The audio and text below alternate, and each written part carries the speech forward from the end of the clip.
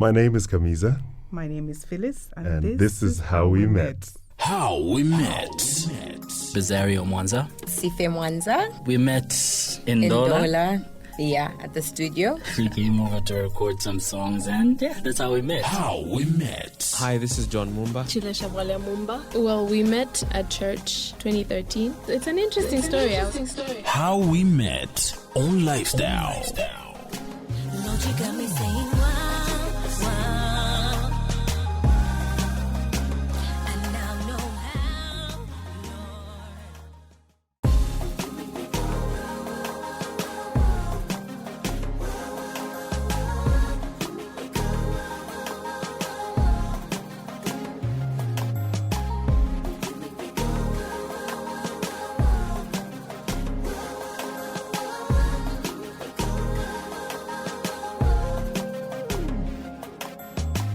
Hello, my name is Phyllis Chikula.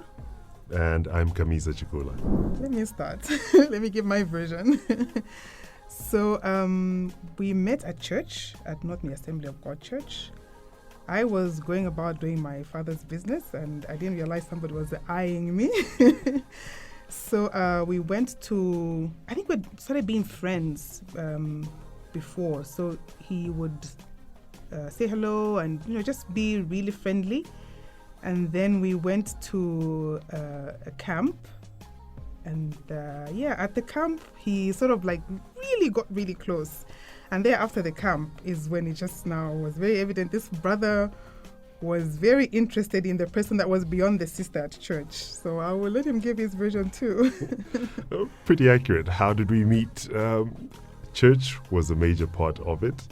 And to her point, we went to a youth camp, and that was over at Kasaka Fisheries Training Center in Kafiwe. And I was voted as camp chief. And the day that the team that she was in was preparing lunch, noticed there was an element of seriousness and dedication to work that was beyond the norm. Suffice it to say, I spent a lot of time at the kitchen that day, unlike other days when I would be all over the camp. And I noticed and picked up on the fact that she was really helping in coordinating things and really trying her level best to ensure that the team delivered on time. But the real clincher is because I was busy running around, obviously, trying to impress.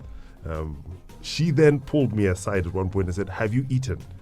And I said, no, I'm a bit busy. And she said, "No, sit down. Here's a plate of food. Eat." In that moment, I was a goner, eh?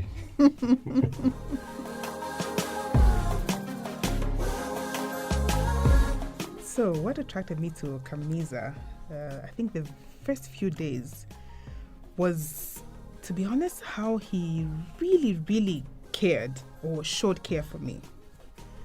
So I didn't lift a finger to pick up anything and he was there to pick it up for me. Just somebody showing you so much concern. It's not something that I had experienced before I met Kamiza. To be honest, there are very few people that will probably at your every whim and they are around to just ensure that you're comfortable, to ensure that, stuff is done for you. So I think that was the first thing that really attracted me to Kamiza. And thereafter, getting to know him, there was a lot of other qualities that I picked up and that I liked. I will let him go as well on that one, and then I could elaborate more on what attracted me to him thereafter. For me, it was really just this wholesomeness about you, a person who loved God and a person who was very, very dedicated and committed. And I think the time that I asked a mutual friend of ours, he's a pastor in Swaziland now, Pastor Raymond, and I bugged him each and every day. I said, "Take me to her place. I want to know where she lives. I see her at church on Sunday, but that's not enough." And so he said to me, "Hey, listen, her family holds me in very high regard and high esteem. And I love them dearly as well. So if you're trying to play games here, this won't work. If you're serious, I'll take you." And so he took me over there. And the one thing that attracted me and really just took everything over the edge and said to me, "Hey, this is a person who I can live with," is when we got there, despite having said we're coming to visit, she was extremely unpretentious. Phyllis was in a chitenge and a little white top, and she was pounding groundnuts. Yeah, of course, in great detail, pounding groundnuts in a pestle and mortar. And I said to myself, wow, this is as real as it gets. And I actually whispered to Raymond, I said, oyu angasunga nyumba.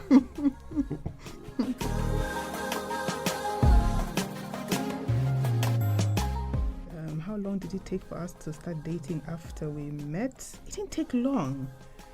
We sort of fell in, and in the beginning on my part, I think there was an assumption of, I think I am dating this guy.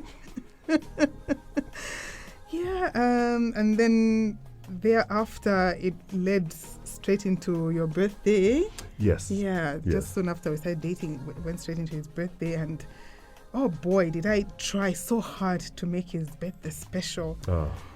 It was extremely special.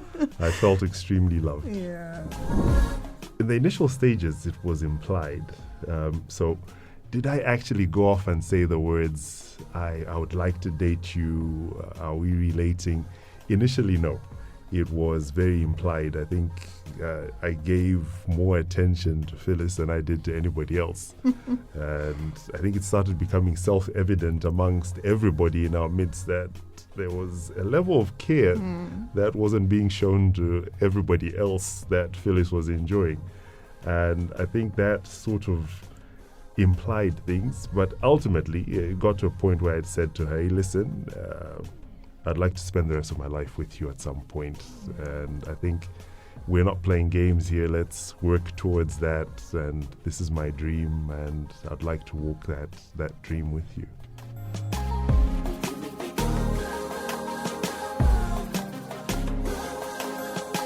Kamiza met my parents before I met his, because like he said, he had been to our house with a mutual friend. So my mother was very welcoming. I think she was probably the same with a lot of other brothers from church that would visit. But I think she soon realized that there was something more about the guy that was coming more constantly than the others. I mean, he came more than the brother that introduced the two of us and introduced him to our place. And he was like a brother. He came and we would eat meals together. But then Kamiza sort of exceeded this guy. And then my mother called me once to her room, and she said, what is going on? And then I explained. I said, I think we are becoming close, and I think we like each other, And then she said, okay, I hope you are serious. If you decide to go this route, then do not bring shame to this house. Those are the words that she said to me. And I thought, oh gosh, this is bigger than I imagined, So obviously then there was a little fear, but I think I was soon, my fears were allayed, because I realized the person I'm with was quite serious. No, I didn't say he was very serious. And I could see his intentions were pure. I could see that he wanted to take the relationship further, and he wasn't just playing. So, yeah. So I got an opportunity to introduce my dad to Phyllis after a concert at church, and he made it a point to step out of the vehicle, and he came to pick me up at the time, and he stepped out of the vehicle and made it a point to greet her. He was a true gentleman, a quintessential gentleman, and he stepped out of the car to greet her and said, oh, lovely to meet you. And I had simply said, hey, Dad, I'd like you to meet my very good friend. And so as we drove away, he says to me, obviously, there's more than meets the eye here. This is, you have not introduced me to friends like this before, so what's going on here? And I explained to him that she was a friend who I really liked, and I was looking at taking things further. And he said, hey, we're not of the ilk that believe in you meeting in street corners, and that's just not right. And the welcome I was accorded at her home was also accorded to her. And at any point, she was welcome to come home and visit. And our parents were incredibly supportive of us.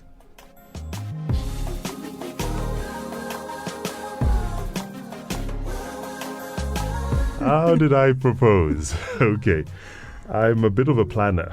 So I A like. bit. Yeah. I'm trying to be modest here. I like to think ahead and I like to make plans. And gratefully, I'm surrounded by really, really good friends who I can depend on to keep a secret and help me execute these plans. So I contacted a mutual friend of ours, Ania, and told her she needed to cook up some story about finding out their ring sizes. So I think the story she went with was, hey, I think we should send word to my mom who's in the States about some fashion rings and all. Let's get our ring fingers measured. And she took her over to, I believe it was Game Stores, where they had a ring measurement device, and they went off and measured sizes, and she whispered that to me. I then kept that information close to heart, and I actually remember saving up and picking up a ring for her, and then the issue of when and where it would happen became the issue at play. So we gratefully had a trip with the youth choir, the CA choir, and we're heading out to Livingstone for ministry. We traveled there, and after ministry on Saturday and also Sunday morning at two churches, the afternoon was a visit to the falls. So I whispered to our then deacon in charge of youth that I intended to propose, and he said, hey, go for it, you've got our full support. And so we took a walk down to the boiling pot in Livingstone, and whilst there I got up. I was choir director at the time, so I got up and made a speech regarding how wonderful the choir was and how honored and privileged I was to be leading them. And then I popped the question. She didn't see it coming. She didn't see it coming at all. It was a really wonderful moment because we were surrounded by people we loved, our friends who had become family. And I think the key component of it is immediately after the proposal, the deacon in charge and everybody else who was there prayed for us. And I think that was a really good foundation to what we intended to do. So that was the proposal. Oh, my reaction to the proposal. I never saw it coming. And not in the manner that it came. Perhaps, when you're dating somebody and they've declared their intentions, you always think, at some point they will propose. But I just did not expect it to come at that point and not at that place. So, you know what the boiling pot is like. You're looking at the water and it's, there's a whirlpool and you're surrounded by your friends. And then this guy begins to talk. And I think he was behind me at that point. So I just figured, he's talking to everybody else. So carried on looking and listening. Then the next thing, he was shouting on top of his voice and asking me to marry him. Like, so, gosh, I blushed, I shed tears. The rest, I cannot remember, to be honest. I wish it was captured on video so that I get told this was your reaction. So he found some pictures a few days ago about my reaction. Yeah, I blushed a lot, as is usual for me when I'm caught off guard. I blushed a lot, but that's all I can remember. I remember some tears and I remember blushing a lot, and then thereafter a lot of smiles. That's all.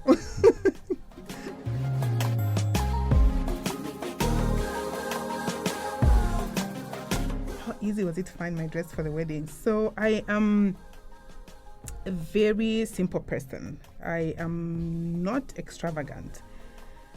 I like to keep things very practical. So soon after the question was popped, the quest for the dress began.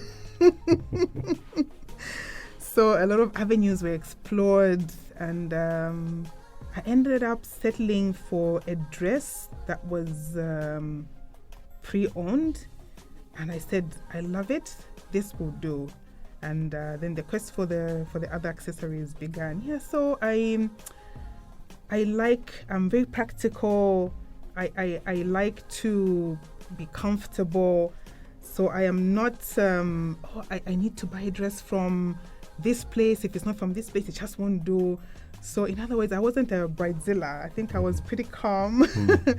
And so I loved the dress, settled for it, and the search was over. So kept it for a few months until it was time to wear. I think back then weight was very consistent, so there was nothing like, no, could you go and expand it? So yeah, it was pretty constant. That was the quest for the dress.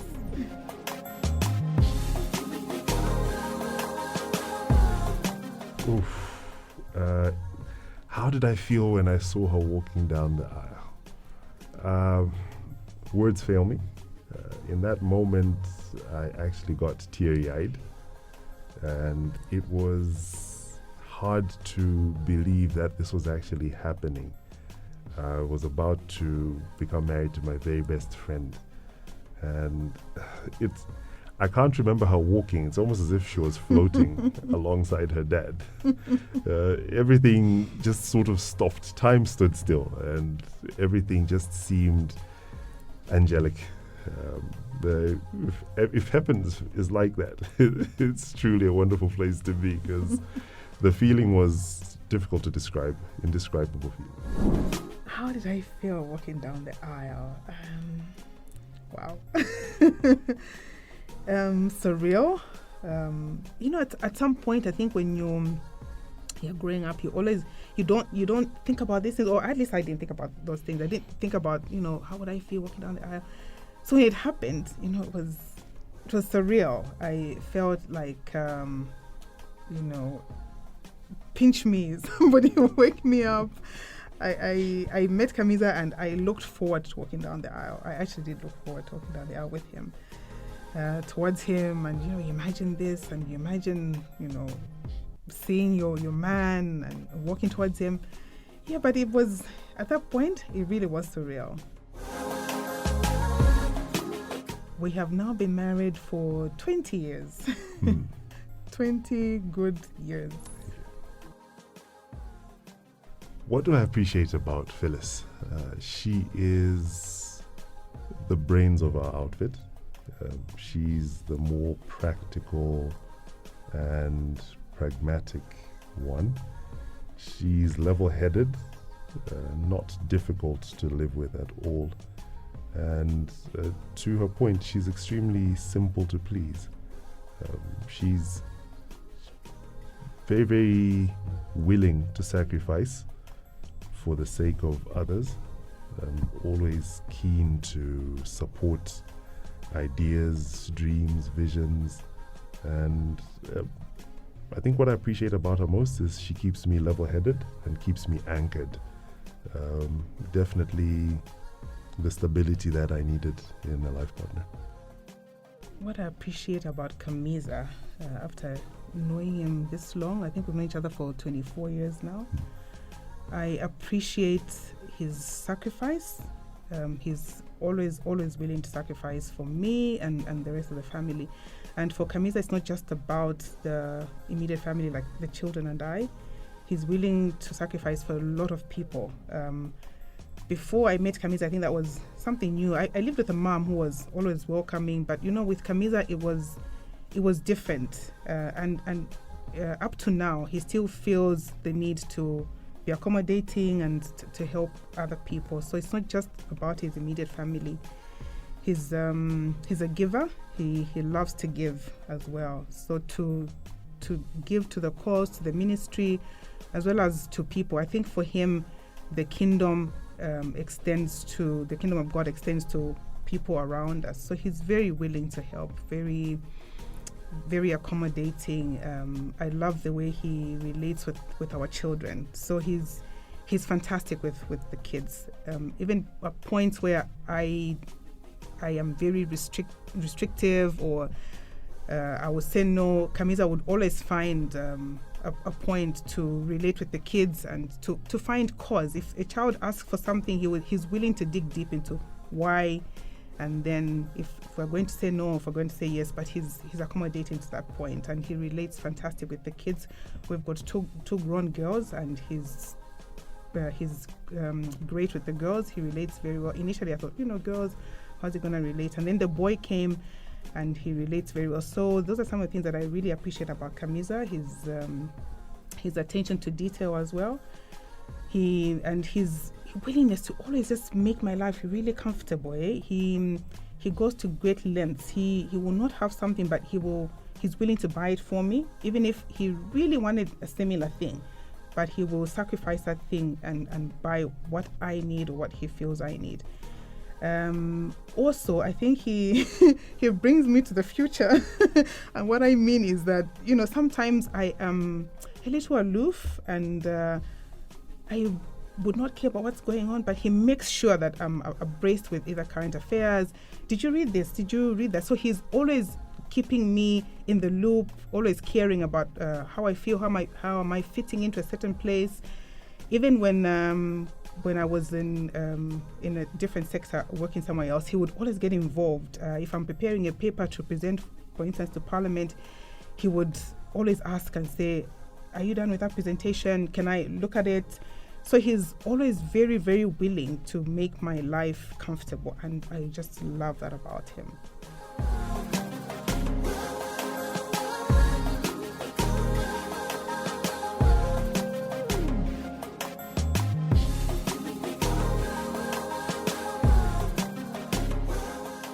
How do we resolve conflict as a couple? Well,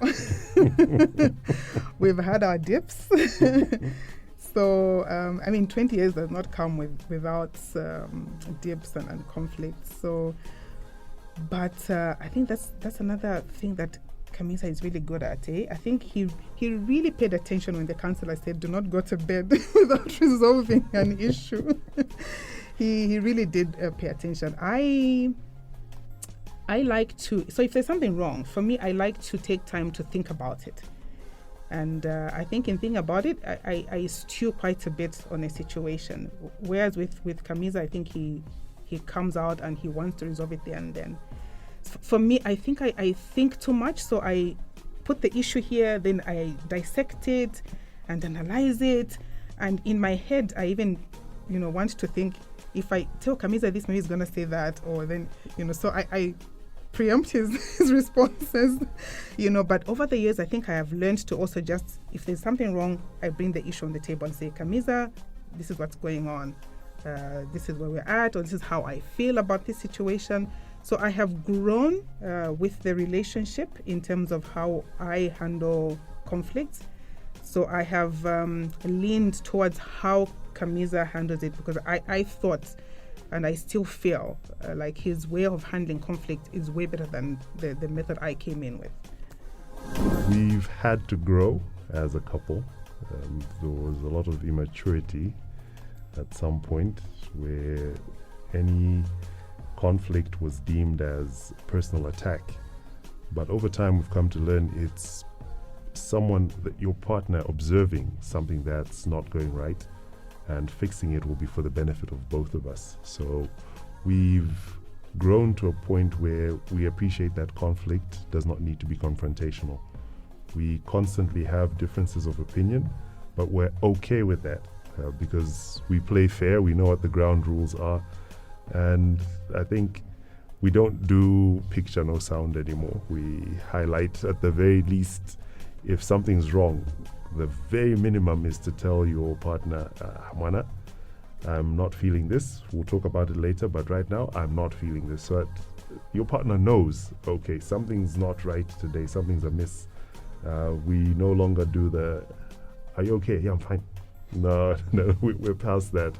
So we face challenges head on, and it's freed up a lot of our time, because stuff that would have taken a week to resolve gets resolved in a day or two at the very most, and we go back to living knowing where our boundaries are and where they've shifted to and what our parameters are surrounding that conflict. So we have a healthy conflict resolution plan that we adhere to quite religiously. So what advice would we give to a new couple and a couple to be?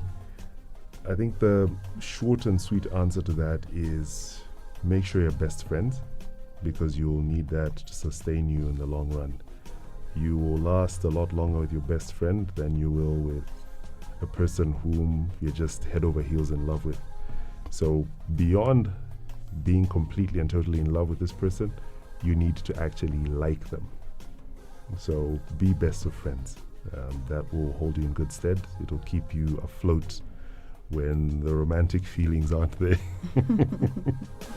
To speaking to somebody out there that is about to give up on the relationship that you so believed in from the beginning, I think what you need to do is look back at the things that you felt for this person in the beginning. What drew you to that person? Dig deep. If it's a relationship, you can salvage what was there from the beginning, and you just dig deeper and look at it. But this you have to be both willing to delve into, and both of you need to be willing to sit down and remember what attracted you to each other from the beginning. And like Kamiza said, you need to be friends. So before you even begin to think about getting married, you need to be friends. That really helps even to resolve conflicts later on when we do have the manja together. But please look into your past, into your history, and think about the good things that your partner has done, that you've experienced together. That's why it's also fantastic to do activities together. The simple ones as well. A picnic in your backyard, just stuff that will bond you. You don't have to go to an expensive place, but look and share moments together. Those will help you to look back. They will be your memories, and they will help you when you have moments of conflict.